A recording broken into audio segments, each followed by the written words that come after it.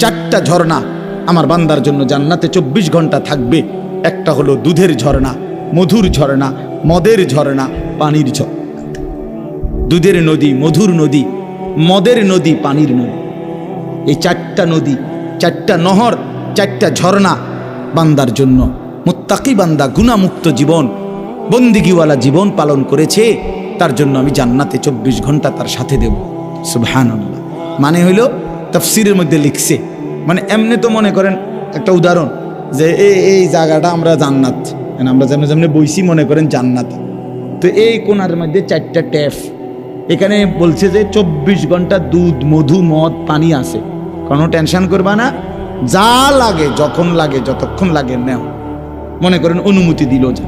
কিন্তু এখন প্রশ্ন হলো ওই পিছনে যারা বইছে এই হিমাতা, তারা যদি এখান থেকে এসে এই দুধ, মধু, মদ জান্নাতের খাইতে যায়, তো এবারটা তো হাইটে আইতে হবে, বুঝেন নাই? ওইন থেকে হাইটে আসতে হবে না, এনে তো হাইটে আসলে তো কষ্ট হবে। তো হে যদি কয় আল্লাহ যদি হাইটটা এদূর আইয়ে যান, এটি খাওয়ান লাগে, তো জান্নাতে আইলাম, তো আমরা তো আমার এই কষ্টই দিলেন, বুঝছেন?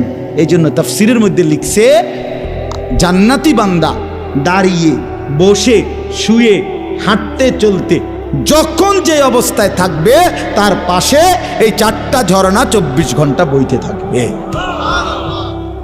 তুমি হাঁটবা না, তোমার লগে থাকবে। দুধের নদী, মধুর নদী, মদের নদী, পানির নদী। জান্নাতের শরাব এতটা শরাব দামি যে আল্লাহ তাআলা বলেন ওয়াসাকাহুম রাব্বুহুম শারাবান তাহুরা, জান্নাতের শরাব আমার বান্দাকে আমি আল্লাহ নিজে পান করাবো। হ্যাঁ,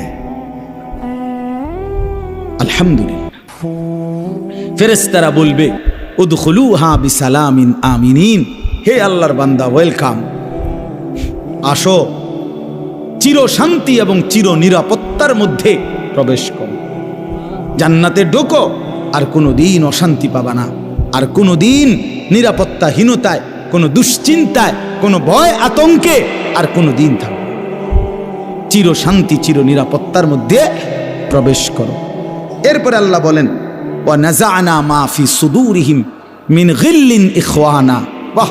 আল্লাহ তাআলা বলেন আমার কোটি কোটি জান্নাতি বান্দা প্রত্যেকেই যখন জান্নাতে ঢুকবে, ঢুকবার মুহূর্তেই, জান্নাতে ঢুকবার আগে আগেই আমি আল্লাহ আমার সমস্ত বান্দার দিল থেকে হিংসা, বিদ্বেষ, রাগ, ক্রোধ এগুলো খুলে ফেলে দেব, আকার বাহির করে দিব। যাও ভিতরে আরামসে, এবার আর কোনো ভিড়াভিড়ি নেই। চেয়ার লইয়া, টুল লইয়া, খাট লইয়া, ফানি লইয়া, গ্লাস লইয়া, চামিচ লইয়া কোনো কাজে নাই। কাজা যেটা দিয়ে করবো এটাই তো ভিতরে নাই, বুঝেন নাই কথাটা? ঝামেলা করবো যে এটা দিয়ে, ওইটাই তো ভিতরের থেকে খুলে দিচ্ছে আল্লাহ। হিংসা করবে কীর্তি, তুই থাকবি রে বেটা, কয়টা রুম দরকার, কীর্তি বেটা। পুরা জান্নাত তো সর্বনিম্ন সবচেয়ে ছোট বেটা, সবচেয়ে ছোট জান্নাত তাকে দিবে। নবীজি বলছে তাকে 10টা দুনিয়া বরাবর জান্নাত, 10টা দুনিয়া বরাবর। বলেন আলহামদুলিল্লাহ। তো আল্লাহ তাআলা বলেন ইখওয়ানান, আমার সমস্ত বান্দা ভাই ভাই হয়ে যাবে। কি হয়ে যাবে বলেন? ভাই ভাই। সমস্ত রাগ, ক্রোধ, হিংসা, বিদ্বেষ আমি দূর করে দেব কলিজা থেকে, আর ফলে তারা কি হয়ে যাবে? ভাই ভাই হয়ে যাবে। আলা সুরুরিম মুতাকাবিলিন, এটা আরো সুন্দর আরেকটা বিষয়। এই যে মনে করেন আপনারা এখানে বসছেন, এখন যেমনে বসছেন, এটা হলো একজনের পিছে আরেকজন, ঠিক না? কথা বলেন না কেন? তো মনে করেন এটা জান্নাত, এই কদ্দুর জায়গা পুরা জান্নাত, পুরাটা সেন্ট্রাল এসি, কোনো দিকে কোনো অসুবিধা নাই। কিন্তু বাকি আমগরে এমনি যদি বসায় তাহলে এখানে একটা অসুবিধা আছে। অসুবিধা হইলো ঠিক আছে সব কিছু ঠিক বরাবর, কিন্তু আমি তো ফিসে, বোঝেন নাই কথা? আমি বইছি তো ফিসে, মানে একজনের পরে উনি ফিসে পড়ে গেছে না, হোক না জান্নাত হোক, ঠিক আছে, ফ্যান ঠিক আছে, এসিও ঠিক আছে, কিন্তু আমি পড়ে তো গেছি ফিসে। তো এইটাও তো একটা মনের কষ্ট। আল্লাহ তাআলা বলেন না বান্দা, আলা সুরুরিম মুতাকাবিলিন, আমার কোটি কোটি জান্নাতি বান্দা হাঁটতে, চলতে, উঠতে, বসতে, যেখানেই থাকুক 24 ঘন্টা তারা পরস্পর মুখোমুখি থাকবে। কেউ কারো পিছনে পড়বে, পিছনে পড়ার সিস্টেম। যদি বলেন তো এত জান্নাতি মুখোমুখি একসাথে কেমনে থাকবো, তা এটা তো আমারও কথা। আমরা দুজনে একসাথে নিয়ত করি যে ইনশাল্লাহ দুজন জান্নাতি হব, তো আপনি আমারে দেখাইবেন, আমি আমারে দেখাবো। বুঝেন না কেমনে হইব সিস্টেমটা? তো ওইনে গেলেই বুঝবেন, এটা দেখলেই তো আপনি বুঝে লাগবে যে এই যে এরকম। তো চলে নিয়ত করি আল্লাহ যেন আমারও জান্নাতি বানায়, আপনাদেরকেও জান্নাতি বানায়। তাইলে তো আমরা সচক্ষে দেখমু সবাই মুখোমুখি বইলো কেমনে, আর চারোটা জন্না আছে কেমনে। বুঝেন না? জান্নাতের আশা করা চাই। জান্নাত আমাদের জন্য, মুমিনের জন্য আল্লাহ তাআলা দেওয়ার জন্য বানাইছে, না দেওয়ার জন্য বানায় নাই। কথা বুঝছেন কিনা বলেন? তাহলে অতএব আল্লাহ তাআলা বলেন আমি রব্বুল আলামিন সমস্ত জান্নাতি বান্দা মুখোমুখি থাকবে, ভাই ভাই হয়ে থাকবে এবং নিরাপত্তা আর চির শান্তির মধ্যে থাকবে। লা ইয়ামাসসুহুম ফিহা নাসাবুন। আরো বৈশিষ্ট্য আল্লাহ বলেন আমার জান্নাতি বান্দা লক্ষ কোটি বছরেও কোনোদিন সুখের মধ্যে থাইকাও ক্লান্ত হবে না। মানুষের একটা বিষয় কিন্তু, মানুষ দুঃখে কষ্টে যেরকম পরিশ্রমে ক্লান্ত হয়, সুখেও ক্লান্ত হয়। দুনিয়াতে আসতে আসতেও কাহিল হয়ে গেছে, আর ভাল লাগে না। বুঝেন নাই কথাটা? আড্ডা দিতে দিতে দোস্ত আর ভাল লাগতেছে না রে, কি তার কি আর কেন জানি লাগে, ভাল লাগে না জায়গা মানে। অথচ কিন্তু হাসি মজা কি করছে, মানে সুখেও মানুষ কি হয় ক্লান্ত হয়, দুঃখে ক্লান্ত তো হয়, রোগে সুখে বিপদে মুসিবতে তো ক্লান্ত হয়। আল্লাহ তাআলা বলেন আমার বান্দা জান্নাতে কোটি কোটি বছরের আনন্দেও কোনোদিন ক্লান্ত হবে না। ওমা হুম মিনহা বিমুখরাজিন। এর উপরে আল্লাহ তাআলা বলেন আমার বান্দাকে কোটি কোটি বছরে কোনোদিন এক সেকেন্ডের জন্য জান্নাত থেকে বের করা হবে না। দুনিয়ায় কিন্তু একটা বিষয় আছে মানুষের, মানুষ কোনো জায়গায় একটা খুব আরামের মধ্যে থাকলে 2, 4, 5, 10 দিন 15 দিন কতক্ষণ থাকলে দৌড় বেড়ায়, কতক্ষণ বইয়া থাকা যায় না, একটু হাইটে আসি, একটু বাহিরের থেকে আসি, এমন মানুষের প্রবৃত্তি। তো আল্লাহ তাআলা বলেন লক্ষ কোটি বছরেও আমার বান্দা কোনোদিন এক সেকেন্ডের জন্য জান্নাত থেকে বের হতে চাইবে না, বের করা হবেও না, তার দিলেও চাইবে না।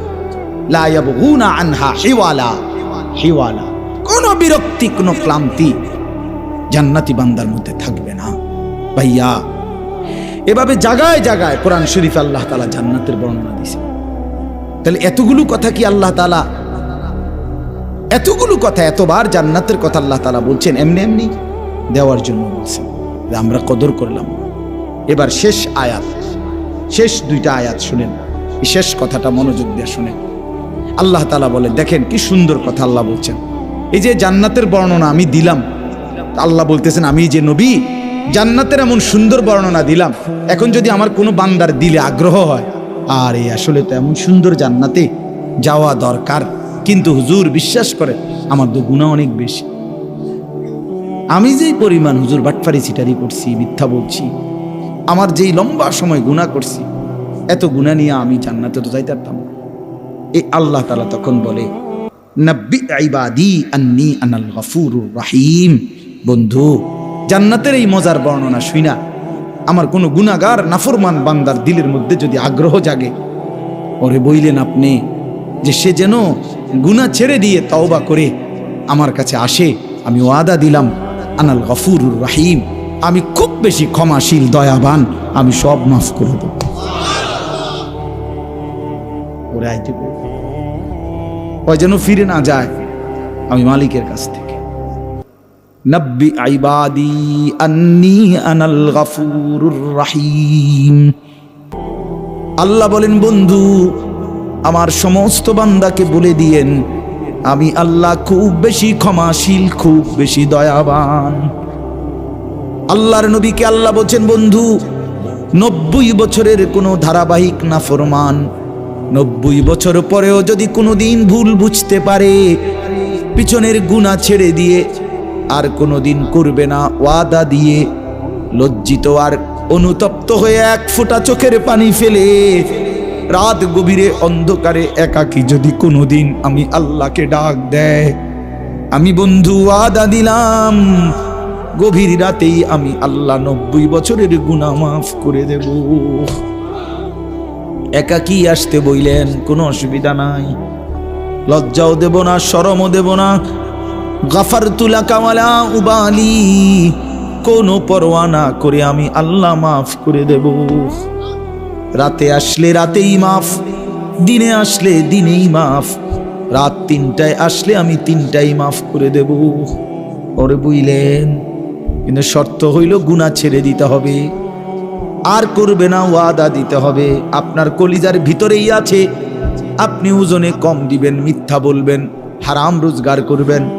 আপনার দিলের মধ্যেই আছে, আপনি গুনাহ ছাড়বেন না, নাফরমানি ছাড়বেন না। তাইলে তো শুধু মুখে মুখে আস্তাগফিরুল্লাহ বললে হবে না। কথা বোঝেন নাই? আপনি দিল থেকে বলতে হবে, মাওলা যা করেছি সব আমি ভুল করেছি। আজ রাত গভীরে আপনার দুর্বল বান্দা, বয়স আমার 70 হয়ে গেছে, 90 হয়ে গেছে। দুনিয়ার সমস্ত কিছু থেকে আমি আজ শক্তিহীন, অক্ষম, দুর্বল হয়ে গেছি। চোখেও ঠিক মতো দেখি না, হাতও ঠিক মতো নাড়াইতে পারি না, ঠিক মতো হাঁটতেও পারি না, চলতেও পারি না। আগের মতো কোনো রোজগারও নাই, পকেটেও টাকা নাই, মানুষও আর জায়গা দেয় না, কেউ আর আগের মতো আমার কাছে ভিড়ে না। সবার কাছ থেকে বিতাড়িত হয়ে মাওলা, অভাগা বান্দা আমার গুনাহ ছেড়ে দিয়ে আপনার কাছে ফিরে আসলাম, আপনাকেই ডাক দিলাম। যদিও বলতে লজ্জা হয় মাওলা, কিন্তু আপনি ছাড়া বলবো কাকে মাওলা? আল্লাহ বলেন, বন্ধু আমার এমন দুর্বল বান্দা কেউ বইলেন আমি তারে মাফ করে দেব।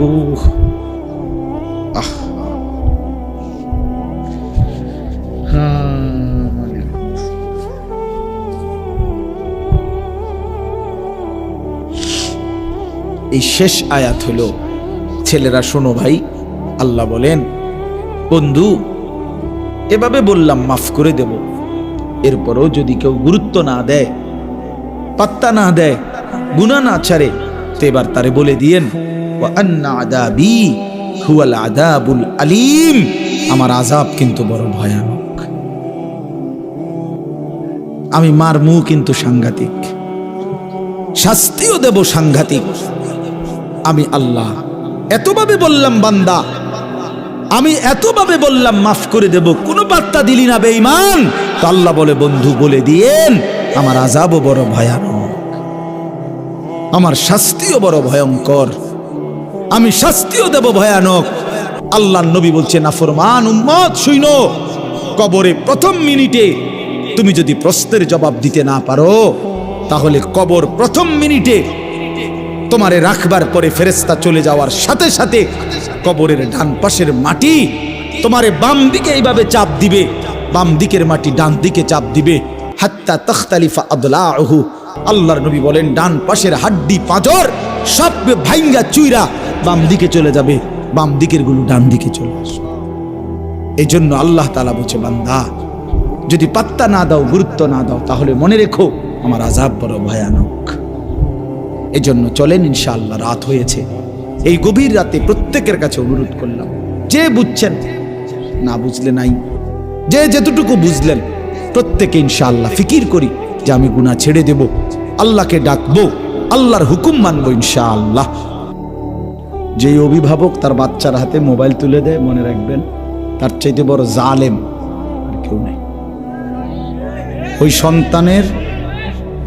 ওই সন্তানকে নষ্টকারী ওই অভিভাবক, সে যেই হোক, বাপ হোক, ভাই হোক, দুলাভাই হোক আর চাচা হোক, ওই জালেম, ওই ছেলেটাকে নষ্ট করে দিছে। একদিন হাসরের ময়দানে সে জবাব দিতে হবে, তার বাচ্চাটাকে সে নষ্ট করলো কেন। রাসূলুল্লাহ সাল্লাল্লাহু আলাইহি সাল্লাম বলছেন, প্রত্যেকটি মানব সন্তান আল্লাহকে মানার পুরা যোগ্যতা নিয়ে, ইসলাম মানার যোগ্যতা নিয়ে পৃথিবীতে ভূমিষ্ঠ হয়। অতঃপর মা বাবা, অভিভাবক, সরাসরি হাদিস, অভিভাবক তাকে ইহুদি বানায়, অথবা খ্রিস্টান বানায়, অথবা অগ্নিপূজক বানায়, পরে নাফরমান বানায়। বাপের মুখে বিড়ি দিতে ছেলেটা শিখবে কি? বাবা কথায় কথায় গাইল্লায়, তো এই অপদার্থ ভাব থেকে সন্তান শিখবে কি? বুঝেন নাই কথাটা? বেটা নিজে কোনোদিন ফজরের নামাজ পড়ে না, তো তার সন্তান তার থেকে শিখবে কি? তার বাবার হাতের টাকা দিয়েই টেলিভিশন চলে ঘরে, ডিশের বিল দেয় উনি, বিদ্যুৎ বিল দেয় উনি, পোলা না ছেলে মেয়ে স্ত্রী নাচ গান নর্তকী ছবি দেখে নষ্ট হয়, কে তারা নষ্ট করে? বুঝেন নাই? আপনি সমস্ত গুনার ইন্তজাম ব্যবস্থা করে দিয়ে এরপরে কন যে পোলাটা বুঝলাম না নষ্ট হয়ে যেতেছে, আলাপ করে। আপনি বুঝছেন না কি লেগা? আপনি চিড়া খান যে বুঝছেন না, আপনি ভাত খাইয়েন 3 বেলা, তাইলে আরো বুঝবেন। বুঝেন নাই? উনি যে সবসময় চিড়া খায় এই জন্য বুঝছে না। আফসুসের ব্যাপার এটা। এতটুকু দিমাগ তো থাকা উচিত, আকল থাকা উচিত। অল্প সময়ের ব্যবধানেই লম্বা সময় আমাদের হায়াত থেকে, জীবন থেকে চলে যায়। খুব অল্প সময় পরে মানুষ ফিরে দেখে জীবনের সুন্দর সময়টা শেষ। দাড়ি পাকতে শুরু করছে, চুল পাকতে শুরু করছে, চোখে কম দেখে, কোমরে ব্যথা করে, এই বিভিন্নমুখী সমস্যা। এই জন্য বাপ, অল্প সময়ের এই হায়াত আমাদের প্রত্যেকের উচিত কদর করা। আল্লাহ তাআলা বান্দাকে শ্রেষ্ঠতম নিয়ামত দিয়েছেন হায়াত। এই জীবন, এই সময় আমাদের আল্লাহর দেওয়া। প্রতি ঘন্টা, প্রতি মিনিট, প্রতি সেকেন্ড আল্লাহর দেওয়া। ঘন্টা আল্লাহ বদলায়, মিনিট আল্লাহ বদলায়, রাত আল্লাহ আনে, দিন আল্লাহ আনে, তার মানে সময় বদলায়। ইউকাল্লিবুল্লাহুল লাইলা ওয়ান নাহার। হাতে ধরা মোবাইলগুলো নামায় ফেলেন, নামাইয়া শোনেন, ভালো হবে দেখবেন। আমি বললাম দিল বসবে, মানে মোবাইল এটা ধরে না রাইখা এমনি শুনেন, তাইলে আল্লাহর কথার দ্বারা বরকত দিলে জমবে। দিলে মোবাইলে অনেক ওয়াজ আছে, আলহামদুলিল্লাহ, কোনো অভাব নেই। অবসর টাইমে শুনবেন যখন আমরা নাই। এখন তো আমরা উপস্থিত, ঠিক না? আমিও উপস্থিত আছি আলহামদুলিল্লাহ, আপনারাও কি উপস্থিত? এখন সামনাসামনি শুনি। অনুপস্থিত অবস্থায় না মোবাইলে শুনলে, কিন্তু এখন তো সমস্যা নেই। তো আল্লাহ তাআলা বলেন যে ইউকাল্লিবুল্লাহুল লাইলা ওয়ান নাহার, আল্লাহই রাত্র এবং দিন পরিবর্তন করে থাকে, আল্লাহই করে। ওয়া হুয়াল্লাযী জাআলাল লাইলা ওয়ান নাহারা খিলফাতান, আল্লাহ তাআলা বলেন তিনি আল্লাহই রাত এবং দিন পর্যায়ক্রমে বানিয়ে থাকেন। একবার রাত একবার দিন, একবার রাত একবার দিন। এই যে বাই সিরিয়াল, এটা আল্লাহ তাআলা করছে নাকি? আল্লাহ তাআলা করছে, এইভাবে চলতেছেন। তাহলে সময়ের প্রতিটা মিনিট আল্লাহ তাআলা পরিবর্তন করে, সকাল, দুপুর, বিকেল, সন্ধ্যা, রাত। কোরআনুল কারীমের মধ্যে আছে আল্লাহ তাআলা বলেন, কুল আরাআইতুম ইন জাআলাল্লাহু আলাইকুমুল লাইলা সারমাদান ইলা ইয়াউমিল কিয়ামা মান ইলাহুন গায়রুল্লাহ ইয়াতিকুম বিদিয়াইন। আজীব কথা। আল্লাহ বলে, বান্দা শোনো তো, আমি একটা প্রশ্ন করি। এই যে রাত, আল্লাহ বলতেছেন এই যে রাত, এটাকে যদি আমি আল্লাহ টেনে লম্বা করে কিয়ামত পর্যন্ত রাত বানিয়ে রাখি, সারমাদান ইলা ইয়াউমিল কিয়ামা, কিয়ামত পর্যন্ত যদি রাত বানিয়ে রাখি, বলো তো বান্দা, আমি আল্লাহকে বাদ দিয়ে আর কেউ আছে কি যে তোমার জন্য আগামী কালকের ভোর আলো এনে দিব? বলেন সুবহান। আল্লাহ তাআলা বলেন, তবুও কি আমার কথা শুনবা না? তবুও আমার কথা শুনবা না? এই জন্য প্রতি ঘন্টা, মিনিট, সেকেন্ড আল্লাহর দয়ায় বন্ধ। এই রাত যদি আল্লাহ ভোর না বানায়, কারো ক্ষমতা নেই। দিনের আলো যদি আল্লাহ তাআলা সন্ধ্যা না বানায়, অন্ধকার না বানায়, কারো ক্ষমতা নেই। আল্লাহ তাআলা বলেন, ওয়া জাআলনাল লাইলা লিবাসা, আমি আল্লাহই রাত্রিকে চাদরের মতো কালো আবরণ দিয়ে বানিয়ে থাকি। ওয়া জাআলনান নাহারা মাআশা, আমি আল্লাহই দিনকে আলোকিত করে তোমাদের উপার্জনের জন্য বানিয়ে থাকি। রাত আমি বানাই, দিন আমি বানাই, সকাল আমি বানাই, ভোর আমি আনি। এই জন্য ভাই আমার, বন্ধু আমার, প্রত্যেকের এটা ভাবা উচিত, যার দেওয়া ঘন্টা, মিনিট, সেকেন্ড, তাকে ভুলবো কেন? তাকে ভুলবো কেন? আল্লাহকে কেন ভুলা? এটা আসলেই উচিত না। কোন সুস্থ বিবেকবান মানুষ, যাকে আল্লাহ তাআলা সামান্যতম আকল দিছেন, দিমাগ দিছেন, বুদ্ধি, বিবেচনা, চোখ, নাক, কান, হাত, পাও দিছেন, যাকে আল্লাহ তাআলা সুস্থ রাখছেন, পাগল বানান নাই, মাতাল না, তার সিরা না, প্রতিবন্ধী নয়, সুস্থ মানুষ, আল্লাহর কসম সে আল্লাহকে ভুলতে পারে, সে আল্লাহকে ভুলতে পারে। আল্লাহ তাআলা বলেন, ওয়াফিল আরদি আয়াতুন লিল মুকিনিন, গোটা জমিনের সর্বত্র আমি আল্লাহ তাআলা প্রতিটি বিশ্বাসী বান্দার জন্য অগণিত নিদর্শন আমার রেখে দিয়েছি। ওয়াফি আনফুসিকুম, আল্লাহ বলে তোমার নিজের মাঝেও আমি আল্লাহ আমার অগণিত নিদর্শন রেখে দিয়েছি। আফালা তুবসিরুন, তবুও কি তুমি আমাকে দেখবা না? তাকাও ডানে বামে, जिधर देखता हो तू ही तू, যেদিকেই তাকাও আল্লাহকেই দেখা যায়, আল্লাহ তাআলার কুদরতই দেখা যায়। হাজার মে শাজার মে তেরে রঙ্গ বু হে, বুজুর্গরা বলছে যে আল্লাহ পাথরেও দেখি, গাছেও দেখি, সর্বত্র আপনাকেই দেখি, আপনাকেই দেখি, আপনাকেই দেখি। এজন্য এতটুকু দিমাগ আমরা খাটানো উচিত। কোরআনুল কারীমের মধ্যে আছে, আল্লাহ তাআলা বলেন, ইন্না খালাকনাল ইনসানা মিন নুতফাতিন আমশাজ নাবতালিহি ফাজআলনাহু সামিআন বাসীরা, আমি আল্লাহ স্বামী স্ত্রীর মিশ্র বীর্য থেকে মানুষকে সৃষ্টি করেছি। কেন বানালাম?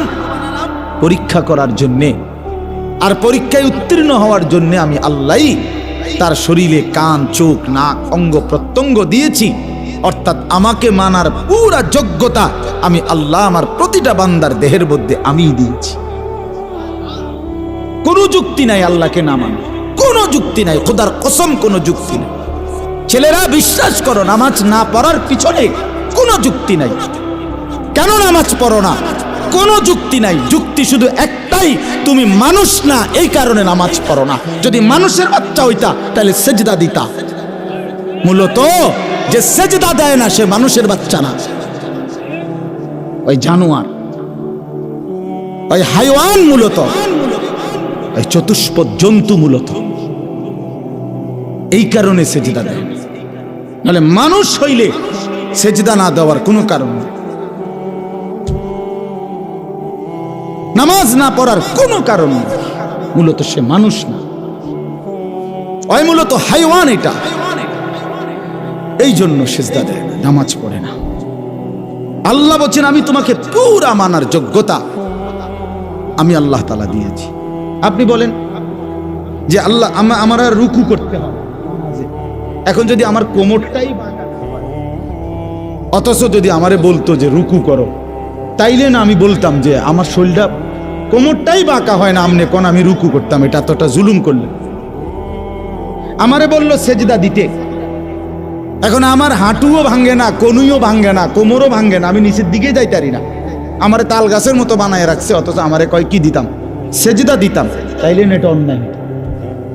বোঝেন নাই কথাটা? তখন এরকম নাকি আমার সেজদা দেওয়ার মতো যোগ্যতা আমার শরীরে আছে, রুকু দেওয়ার মতো যোগ্যতা আমার শরীরে আছে, তো সমস্যাটা কোথায়? সমস্যাটা কোথায়? আল্লাহ পাকের কোন হুকুম মানার যোগ্যতা আমাদের শরীরে নাই ভাই? বলে পুরা আল্লাহ বানাইছেন এভাবে, ফাআকিম ওয়াজহাকা লিদ্দীন হানিফা। কোরআন শরীফে আল্লাহ বলছে, বান্দা তোমার পুরা জিন্দেগি তুমি নিজেকে দ্বীনের উপরে কায়েম রাখো। এখন যদি বলো আমি পারবনি, তা আল্লাহ বলেন, ফিতরাতাল্লাহিল্লাতী ফাতারান নাসা আলাইহা, আমি আল্লাহ পুরা দিন, পুরা জিন্দেগি মানার মতো যোগ্যতা দিয়েই বান্দাকে সৃষ্টি করেছি। কোরআন শরীফের আয়াত, লা তাবদীলা লিখালকিল্লাহ। আরো মজার কথা, আল্লাহ বলেন, আমি এই যোগ্যতা আমার সৃষ্টির, এটা আমি কখনোই পরিবর্তন করি না। 90 বছর বয়সও আমি রুকুর যোগ্যতা, সেজদার যোগ্যতা সরাই নেই না। যে ওটা বুড়ো হয়ে গেছে, অনার রুকু দিতে পারতো না, এখন আর সেজদা দিতে পারবে না। না, আমি আল্লাহ তাআলা মৃত্যু পর্যন্ত বান্দার মধ্যে আমাকে মানার যোগ্যতা দিয়েছি। শারীরিক কোনো দুর্বলতা যদি থাকে তার বিকল্প ব্যবস্থা আমি তাও বলে রেখেছি। ঠিক কিনা বলেন না কেন? দাঁড়ায়া পড়তে পারবা না, অসুবিধা কি? বসে পড়বা, শুয়ে পড়বা। বিকল্প সুরত আছে কিনা? পানি নাই তো তায়াম্মুম করবা, বিকল্প অপশন তো আছে। তার মানে না মানার কোনো কারণ নেই। কারণ একটাই, সে নিজেকে ভুলে গেছে সে মানুষ, সে ভুলে গেছে সে মুসলমান, সে ভুলে গেছে মিয়া সে যে মুসলমানের ঘরে জন্ম নিছে এই কথাই আর মনে নেই। কোরআন শরীফে আছে সূরা হাশরের মধ্যে, ওয়ালা তাকুনু কাল্লাযীনা নাসুল্লাহা ফাআনসাহুম আনফুসাহুম। আমার ছেলেরা শুনো ভাই, আমার বাবারা শুনেন সবাই, আল্লাহ বলে বান্দা আমারে এই এত লম্বা ভুলে যেও না। বেশি দিন যদি আমারে ভুলে যাও, একদিন আমি ফাআনসাহুম আনফুসাহুম, তোমার নিজেকেই তোমার থেকে ভুলায় দেব। আমরা অনেক সময় বলি না, বেটা এমন ফিটা দেবো তোর বাপের নাম ভুলাই দেবো, বলে কি না বলেন? 14 গোষ্ঠীর নাম ভুলাই দেবো বেটা। বাতিজার ফুত কিতা? বাতিজার ফুত আমি বলি আর কি, বাতিজার ফুত কোনো গালি না। বাতিজার ফুত করলে তো কোনো চেতনের কিছু নাই, তো আর বাতিজার ফুত কইছি আমি যেন সবসময় মানুষে যায় শালার ফুত কয়, আমি এটা বলি না আর কি, আমি বলি বাতিজার ফুত। তো যাই হোক, তো তো বলেন যে আমরা এরকম বলি একদম বাপের নাম ভুলাই দেবো, 14 গোষ্ঠীর নাম ভুলাই দেবো। আল্লাহ তাআলা বলে বান্দা দীর্ঘদিন যদি তুমি আমাকে ভুলে যাও, আমার ইবাদত, আমার বন্দিগি, সেজদা, নামাজ, হালাল উপার্জন, একদিন আমি তোমাকেই তোমার থেকে ভুলিয়ে দেব। তুমি নিজের পরিচয় ভুলে যাবা, নিজের পরিণতি ভুলে যাইবা। তোমার আর কোনোদিন মনে পড়বে না তুমি মুসলমান, তোমার আর কোনোদিন মনে পড়বে না তোমার একটা কবর আছে, হাসর আছে, মিজান আছে, ফুলসেরাত আছে, আমল নামা আছে। এটা ভুলে যাও, এটা ভুলেই যাইবা। 50 বছর ধরে প্রতিদিন মিথ্যা বলে, 50 বছর ব্যবসা করে, প্রত্যেক দিন ওজনে কম দেয়। এটা কেমন ডাকাত? এই ডাকাত কত বড় শক্ত ডাকাত, কথা বলেন না কেন? 50 বছর ধরে সুদ খায়, এটা কি মুসলমান? কথা বলেন না কেন? এই হারামখোর কিসের মুসলমান? 50 বছর ধরে কাস্টমার ঠকায়, 30 বছর ধরে প্রতিদিন মিথ্যা বলে, এ কেমন মুসলমান? কি পরিমাণ ভুলা বলছে আল্লাহ রে? আল্লাহ বলছে হ্যাঁ তোর আখিরাত ভুলাই, যার কারণে বুড়া হইয়া গেছে 60 বছর এখনো বিড়ি। কারণ কি? কারণ কি? 60 বছর বয়স্ক একজন লোককে জিজ্ঞেস করেন, চাচা এখনো বিড়ি খান কেন? যিনি খায়, কারণ হলো আখিরাত ভুলে গেছে। হ্যাঁ হ্যাঁ, নাহলে এত বয়স্ক লোক চা দোকানে টেলিভিশন দেখার কথা। 60 বছর বুড়া মানুষ, আমনে কেমনে বেড়ি চান? আমনে শরম নাই? ছি ছি ছি ছি, আমনে শরম নাই? আমনে কেমনে নাচ গান দেখেন, নাটক সিনেমা দেখেন? আস্তাগফিরুল্লাহ আস্তাগফিরুল্লাহ। তার মানে মূলত কলজাটার ভিতর থেকে আখিরাত চলে গেছে। এই জন্য রাগ হইয়েন না আমার কথায়, আপনি নাহলে জবাব দেন। 60 বছর বয়স্ক মানুষ গালি দেয় কেমনে, কথায় কথায় কিস্তি লয় কেমনে, সুদ খায় কেমনে? আখিরাত কোন দিন মনে পড়বে? 60 বছর যার চলে গেছে ওনার কবরের কথা মনে পড়বে আর কখন? 600 বছর পরে? হ্যাঁ, এই জন্য বললাম, সবাইকে বলি ভাই, আমাকেও, উসিকুম ইয়া, আপনাদেরকেও বলি, আমাকেও লম্বা সময় আল্লাহকে ভুলতে নাই বাবা। ছেলেরা তোমাদেরকেও বলি ভাই, 365 দিনে খোদার একটা বছরে কোনদিন 1 বছর টানা 365 কোনদিন তুমি ফজরের নামাজ পড়লা না, তুমি মুসলমানের বাচ্চা? এই না ফরমান, তুমি কোন মার ঘরে জন্ম নিছ? হাইওয়ান, তোমারে মানুষ বলবে কেন? নির্লজ্জ বেহায়া কথাকার। টানা 1 বছর টানা আল্লাহকে ভুলে থাকে মানুষ। গুনাহ হইতে পারে, ছুটে যাইতে পারে, 6 মাসে 9 মাসে 3 মাসে ভুল হইতে পারে, কিন্তু লাগাতার কোনদিন মনে পড়বে না নামাজের কথা। এ কেমন ভুলা? আল্লাহরে ভুললো, মূলত নিজেকে ভুলে গেছে। মূলত কাকে ভুলে গেছে? নিজেকে ভুলে গেছি। এইটা কোরআনের আয়াত। ওয়ালা তাকুনু কাল্লাযীনা নাসুল্লাহ ফাআনসাহুম আনফুসাহুম উলাইকা হুমুল ফাসিকুন। আল্লাহ বলে, বান্দা আমারে এই পরিমাণ ভুলে যেও না, একদিন আমি তোমাকেই তোমার থেকে ভুলিয়ে দেব। উলাইকা হুমুল ফাসিকুন। আর আল্লাহ বলেন এরাই হলো ফাসিক, মানে প্রকাশ্য পাপী। প্রকাশ্য পাপী। আল্লাহ মাফ করে দেন। এজন্য লম্বা সময় আল্লাহকে ভুলতে নাই, মনের ইচ্ছার উপরে নিজেকে ছেড়ে দিতে নাই বাপ।